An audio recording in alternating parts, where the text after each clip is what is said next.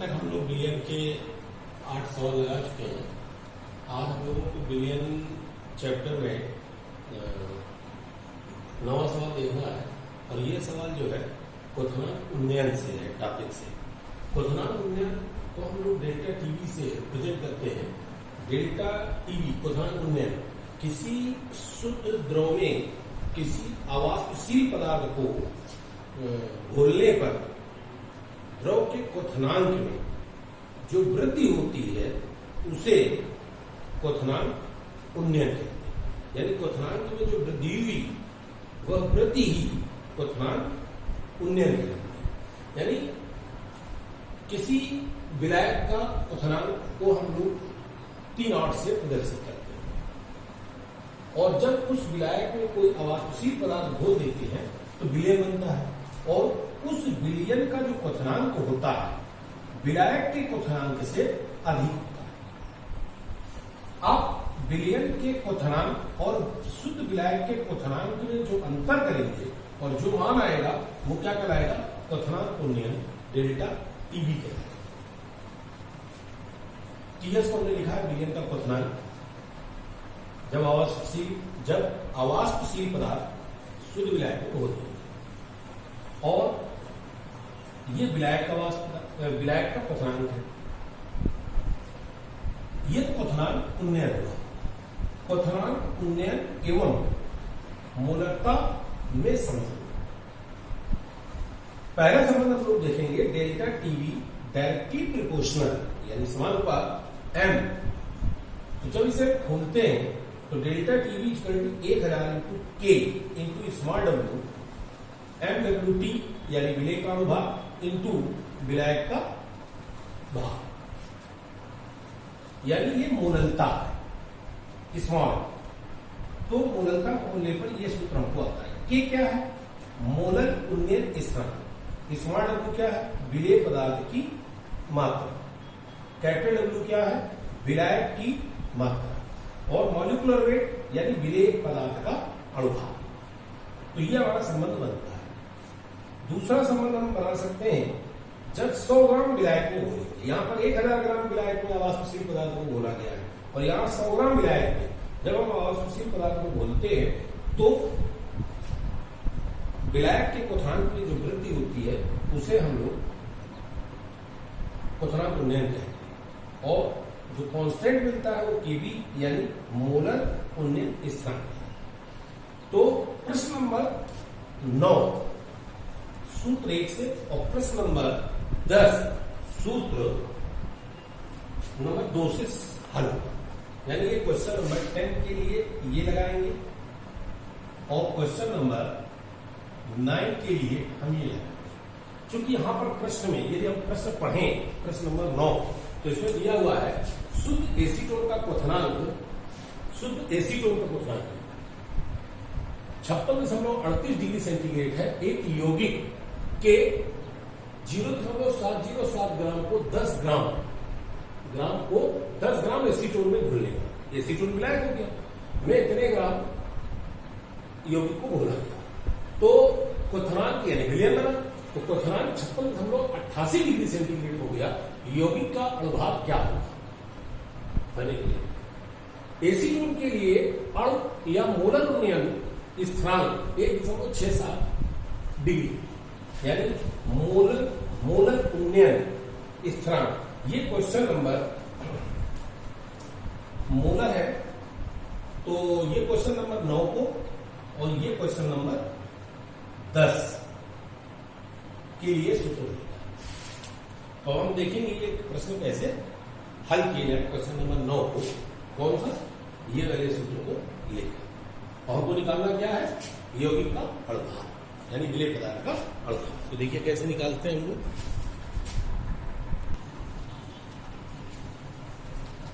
Question number 9 क्वथनांक उन्नयन का है। प्रश्न में दिया है स्मॉल डब्ल्यू यानी एक यौगिक के 0.07 ग्राम को यानी यौगिक की ग्राम में मात्रा दी हुई है और विलायक का भार 10 ग्राम एसीटोन यानी एसीटोन यहां पर क्या है? एज ए विलायक। ये क्या है? विलेय है जो घोला गया है अवाष्पशील सी, जिसकी अवास्प सी विलेय है, उनकी यौगिक है, और ये क्या है, ये है विलायक एसीटोन। तो विलायक के 10 ग्राम में हमने यौगिक के 0.707 ग्राम यौगिक को घोल दिया है अवास्प पदार्थ। तो हमको अणुभार निकालना है। प्रश्न में अंतिम में पूछा गया है कि यौगिक का अणुभार ज्ञात कीजिए, यानी मॉलिक्यूलर वेट ज्ञात कीजिए। जबकि प्रश्न में दिया हुआ है कि शुद्ध एसीटोन का जो क्वथनांक दिया है, यानी वही विलायक है, विलायक का क्वथनांक 56.38 डिग्री सेंटीग्रेड सवाल में दिया हुआ है वो देखिए।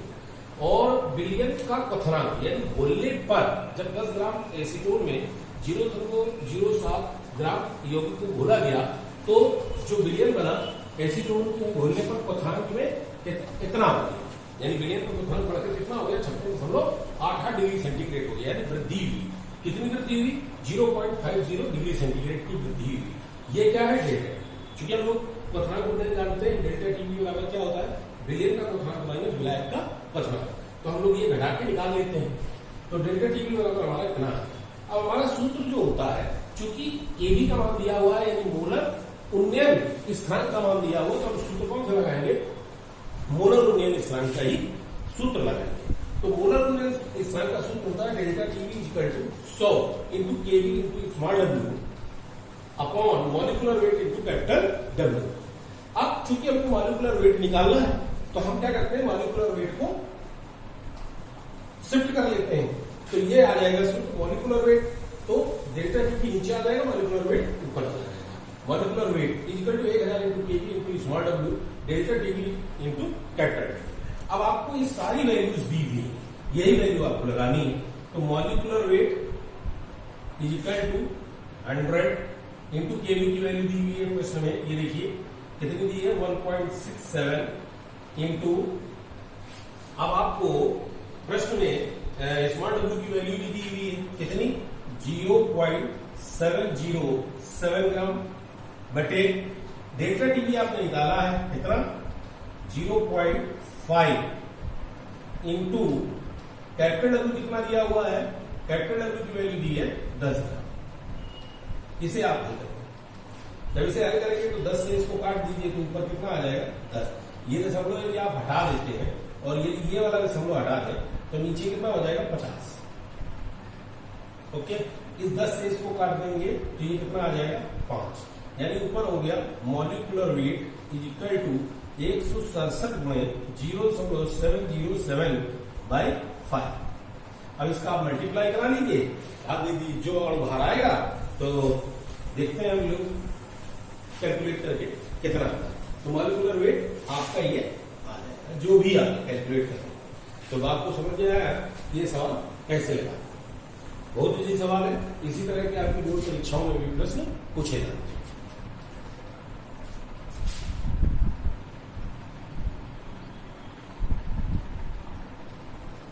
अब हम लोग प्रश्न नंबर 10 करते हैं। प्रश्न नंबर 10 हम लोग कैसे हल करेंगे ये देखना है, ये भी क्वथनांक उन्नयन का ही सवाल है। तो क्वेश्चन नंबर 10 प्रश्न में दिया गया है, दिया है क्या क्या दिया हुआ है ये हमको नोट करना है, ठीक। तो देखिए 6 ग्राम यूरिया को 200 ग्राम जल में घोला गया, 6 ग्राम यूरिया, यानी यहाँ पर विलेय पदार्थ क्या है, स्मॉल डब्ल्यू बराबर 6 ग्राम यूरिया, यही हमारा क्या है यहाँ पर, ये विलेय है। और कैसा विलेय है, अवाष्पशील, यानी जिसकी वाष्प न बनती हो, अवाष्पशील विलेय। ये पहचानना हमको बहुत जरूरी है, पहचानना आना चाहिए, क्योंकि हम लोगों ने थ्योरी पढ़ी है। तो 6 ग्राम यूरिया अवाष्पशील विलेय है और यहाँ पर 200 ग्राम जल में घोला गया, यानी घोला जिसमें जाता है वो क्या है, विलायक है। यानी कैपिटल डब्ल्यू बराबर कितना हो गया, 200 ग्राम विलायक, यानी विलायक, यानी ये जल है। जल क्या है, जल विलायक, ये विलायक का काम कर रहा है कैपिटल डब्ल्यू। फिर घोलने पर उसकी क्वथनांक में कितनी वृद्धि हुई, अब ये वृद्धि निकालनी है। वृद्धि क्या होती है, क्वथनांक में वृद्धि, यानी किसी द्रव में जब कोई अवाष्पशील पदार्थ घोलते हैं तो जो उसकी क्वथनांक में वृद्धि होती है उसे हम लोग डेल्टा टीवी कहते हैं। डेल्टा टीवी क्वथनांक, ये आपको निकालना है। इसे क्या लिख सकते हैं, क्वथनांक उन्नयन, क्वथनांक उन्नयन इसी को कहते हैं जो वृद्धि होती है टेम्परेचर में यानी ताप में होती है। जल का मोलर उन्नयन स्थिरांक, प्रश्न में मोलर उन्नयन स्थिरांक, ऊपर वाला सवाल किसमें था? मोलर उन्नयन में, और ये किसमें है? मोलर उन्नयन में। जब 1000 ग्राम विलायक में अवस्थित पदार्थ घोला जाएगा तो मोलर उन्नयन स्थिरांक यानी इसे हम किससे के से प्रेजेंट करते हैं, और 0.52 kg मोल इनवर्स दिया हुआ। तो ये हमको सवाल में दिया हुआ। सवाल में एक चीज और दी हुई है जो छुपी हुई है, यूरिया विलेय है। तो हम विलेय का अनुभार भी बता सकते हैं यूरिया का, यानी मॉलिक्यूलर वेट किसका? यूरिया का। और यूरिया का सूत्र वैसे मॉलिक्यूलर वेट इसका हो जाएगा 60, क्योंकि यूरिया का सूत्र होता है NH2CO NH2। अब यदि इसको निकाला जाए तो इसका अनुभार कैसे निकालेंगे? क्योंकि N परमाणु कितने हैं? 2, तो 2 गुणे 14। N परमाणु का परमाणु भार कितना होता है? 14, प्लस H के परमाणु की संख्या है 2 ये और 2 ये यानी 4, तो 4 गुणे परमाणु भार H का कितना होता है? 1, प्लस 1 परमाणु C का है तो C का परमाणु भार कितना होता है? 12, प्लस O का परमाणु भार कितना होता है? 16। सबको उठा के जोड़ लीजिए तो कितना आ जाएगा? 12 दूनी 24 प्लस 4 प्लस 12 प्लस 16, 6 2 इकाई अंक पहले जोड़ ले, 6 2 8 8 4 12 12 4 12 4 16, 14 28 होगा, सॉरी ये हम लोगों ने गलत किया है, 28। 6 2 8 8 4 12 और 12 8 20 0। फिर हम दाई अंक जोड़ लें, 1 2 यहां दाई अंक है नहीं, 2 4 और 4 और 2 6, यानी अनुभार कितना आ गया? मॉलिक्यूलर वेट हमारा यूरिया का आ जाएगा 60। तो इस तरह से हम लोग अनुभार निकाल लेते हैं यदि हमको किसी भी पदार्थ का सूत्र पता हो। ठीक, अब हम अनुभार भी निकाल लेते हैं। अब हमको क्या करना है? सीधे डेल्टा टीवी की वैल्यू निकालनी है, यानी हमको क्वथनांक में वृद्धि निकालनी है। तो हम लोग मोलर उन्नयन स्थिरांक का सूत्र लगा देते हैं। सूत्र क्या होता है? Delta TB is equal to 1000 into K into small w upon molecular weight into capital W। चूंकि मॉलिक्यूलर वेट हमको निकालना है तो मॉलिक्यूलर वेट को हम ऊपर ले गए, तो molecular weight is equal to 1000 into K into small w upon delta TB into capital W। तो नहीं, हमको सवाल में क्या निकालना है? डेल्टा टीबी निकालना है, सॉरी। तो डेल्टा टीबी की वैल्यू को निकालनी है, तो फिर ये करने की हमको कोई आवश्यकता नहीं है। तो हम लोग क्या करेंगे? ये हटा देंगे सीधे, और हम इसकी जगह में क्या ले लेंगे? डेल्टा टीबी की वैल्यू निकालनी है, तो डेल्टा टीबी अब हमको जो वैल्यू प्रश्न में दी है वो लगा देंगे, यानी 1000। ये तो सीधे सीधे सूत्र में है ही है, और के की वैल्यू हमको सवाल में दी है कितनी? 0.52, तो हम लगा देंगे 0.52 इंटू स्मॉल डब्ल्यू को सवाल में दिया है 6 ग्राम, और इसका अनुभार यूरिया का कितना हम लोगों ने निकालना है? 60, यानी ये यूरिया का अनुभार है, यूरिया का मॉलिक्यूलर वेट। तो कितना हो जाएगा? 60 इंटू कैपिटल डब्ल्यू हमारे सवाल में कितना दिया है? 200 ग्राम, यानी जो विलायक था ये। अब हमने 1 जीरो से 1 जीरो और ये 2 जीरो इससे काट दिए, 6 से हम 6 काट देंगे। अब ऊपर कितना बचा? Delta TB equal to 0.52 upon 2। इसको हम हल कर लेते हैं, तो हल करने का मतलब 2 का भाग देना, 2 का भाग देना, तो 0.2 2 बार गया। अब यहां पर बचा कितना? 6, तो इसको कर देंगे 6। क्लियर? तो ये हमारा, तो देखिए उत्तर की जांच करनी है तो 2 का गुणा करके 6 दूनी 12 की 2 और 2 दूनी 4 4 1 5। ठीक, इतने आपका डिग्री सेंटीग्रेड आपका आंसर आया डेल्टा टीबी की वैल्यू। Delta TB equal to 0.26 degree centigrade. इतनी वृद्धि हुई। 6 ग्राम यूरिया को 200 ग्राम जल में घोल लें, बने मिलियन के क्वेश्चन। इसको आप लोग नोट करें। क्वेश्चन नंबर 11 जो दिया है जल के 50 ग्राम में किसी पदार्थ का 5 ग्राम घोलने पर जल के हिमांक में -1.2 डिग्री सेंटीग्रेड का अवनमन होता है। यदि जल का मोलर या अणु अवनमन स्थिरांक 18.5 डिग्री सेंटीग्रेड है तो घुले हुए पदार्थ का अनुपात ज्ञात कीजिए। इस प्रश्न को हल करने के लिए सबसे पहले तो ये चूंकि अवनमन है, अवनमन कहाँ होता है? हिमांक में। मतलब शुद्ध विलायक में जब कोई अवाष्पशील पदार्थ घोल देते हैं तो उसका जमना माइनस में चला जाता है और माइनस में टेम्परेचर चला जाता है, यानी घट जाता है।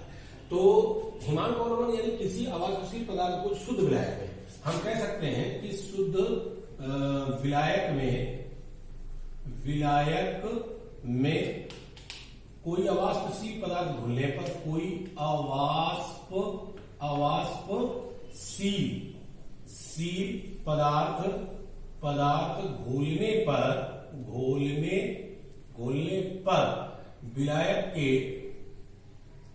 विलायक के हिमांक में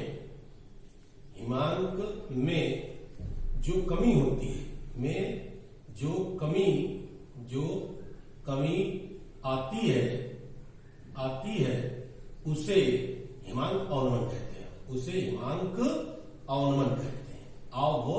अवनमन का मतलब घटना, अवनमन कहते हैं।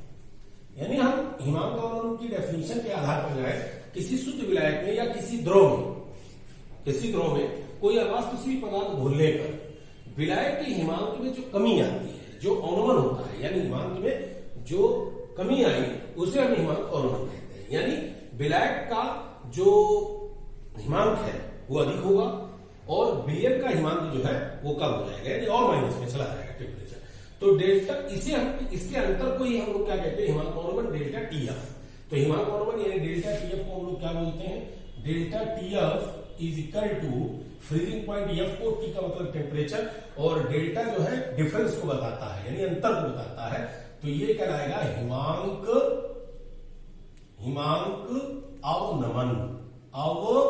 अवनमन। ये हिमांक अवनमन है। हिमांक अवनमन और जो एन के बीच में जो संबंध है उसको हम कैसे निकाल सकते हैं? यानी मोलरता के बीच में जो संबंध है, तो पहला संबंध हम बना सकते हैं कि जब 1000 ग्राम विलायक में घोलेंगे तो 1000 ग्राम विलायक में 100 ग्राम विलायक में घोलने पर और 1000 ग्राम विलायक में घोलने पर दोनों में अंतर आता है। जब हम 100 ग्राम विलायक में घोलेंगे तो मोलर अवनमन स्थिरांक प्राप्त यानी के प्राप्त होता है, और जब 1000 ग्राम विलायक में कोई अवाष्पशील पदार्थ घोलते हैं तो हमको केएफ यानी मोलर अवनमन स्थिरांक प्राप्त होता है। चूंकि इन दोनों में डिफरेंस करने के लिए यही किया गया है, एक में के और एक में एफ जोड़ दिया। एफ वाला केएफ का मतलब मोलर अवनमन स्थिरांक समझने के लिए, और के का मतलब अणु या मोलर अवनमन स्थिरांक, इसे हम आणविक अवनमन स्थिरांक भी कहते हैं। तो ये दो सूत्र इसी तरह बनते हैं जैसे क्वथनांक में बनते हैं। तो अब हमको क्वेश्चन नंबर 11 को देखना है। क्वेश्चन नंबर 11 में हमको जो प्रश्न में दिया गया है वो ले लेते हैं। तो प्रश्न के अनुसार क्वेश्चन नंबर 11, तो प्रश्न में क्या दिया है? प्रश्न से हम कह सकते हैं, प्रश्न से क्या हो जाएगा? स्मॉल डब्ल्यू बराबर 50 ग्राम। स्मॉल डब्ल्यू 50 ग्राम है जल के 50 ग्राम में, कैपिटल डब्ल्यू है ये विलायक का है जल के 50 ग्राम में। तो कैपिटल डब्ल्यू 50 ग्राम दिया हुआ है, यानी ये जल विलायक है। और इसके अलावा किसी पदार्थ का 5 ग्राम घोलने पर, यानी वो अवाष्पशील पदार्थ है जो घोला गया है, यानी स्मॉल डब्ल्यू कितना दिया हुआ है प्रश्न में। प्रश्न को पढ़ते जाइए, हर बात समझ में आती है। 5 ग्राम ये क्या है? पदार्थ है, यानी घोला गया पदार्थ। ठीक, पदार्थ को ही घोलेंगे विलायक में। घोलने में हिमांक में -1.2 डिग्री सेंटीग्रेड का अवनमन होता है। ये माइनस साइन जो है कमी को बताता है, मगर इसको हम जब गणना प्रश्न में लेते हैं तो ये माइनस साइन नहीं दिया जाता। तो हिमांक अवनमन जो बताया गया, यदि डेल्टा टीएफ बताया गया, कितना है? 1.2 डिग्री सेंटीग्रेड अवनमन होता है। यदि जल का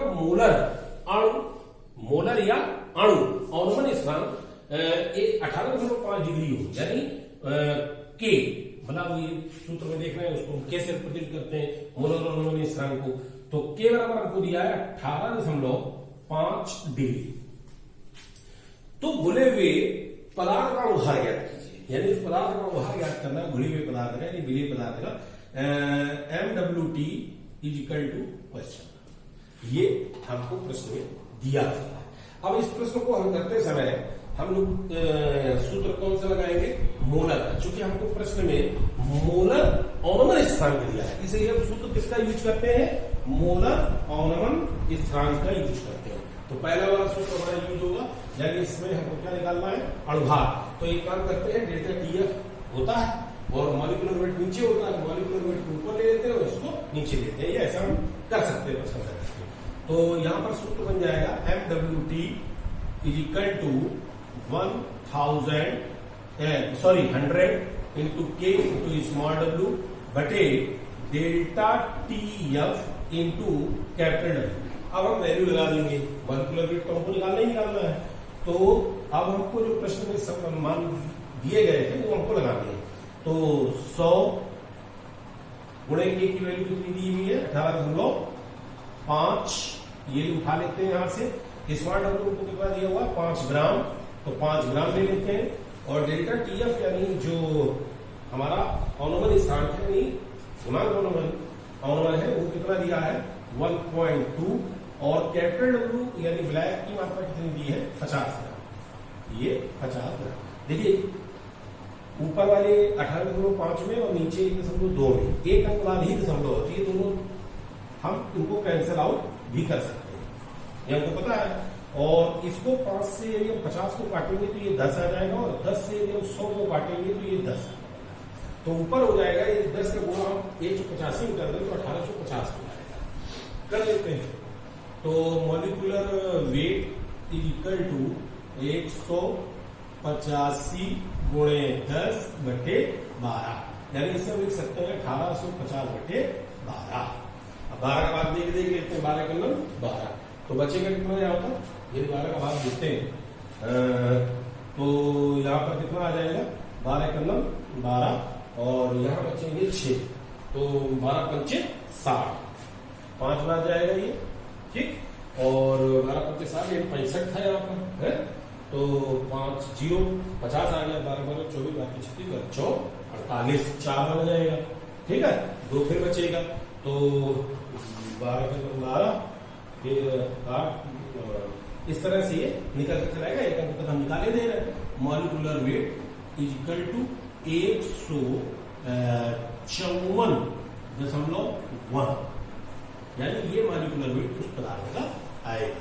तो सो इजी क्वेश्चंस इसी प्रकार हमको क्लियर किए, हमने एक एक दो क्वेश्चन लेकर हर टॉपिक के आपको क्लियर किए, और इसी तरह से आपको देखते रहना है ये वीडियोस, और अपने गणना प्रश्न NCERT बुक से लगाने हैं, क्योंकि यूपी बोर्ड में आने वाले क्वेश्चन हैं। 2 नंबर का क्वेश्चन आता है, अभी हमको 3 प्रश्न या 4 प्रश्न लगभग अभी भी हमको विलेज चैप्टर के करवाने हैं। टॉपिक है हिमांक अनुमान हमारा हो गया है, हिमांक अनुमान के बाद अभी अणुशंक गुणधर्म के कुछ क्वेश्चन है, और ये अभी और एक टॉपिक है, उसके भी हमको क्वेश्चन कराने हैं। तो इसी प्रकार हम कराते रहेंगे और आप लोग मेहनत करते रहिएगा। धन्यवाद।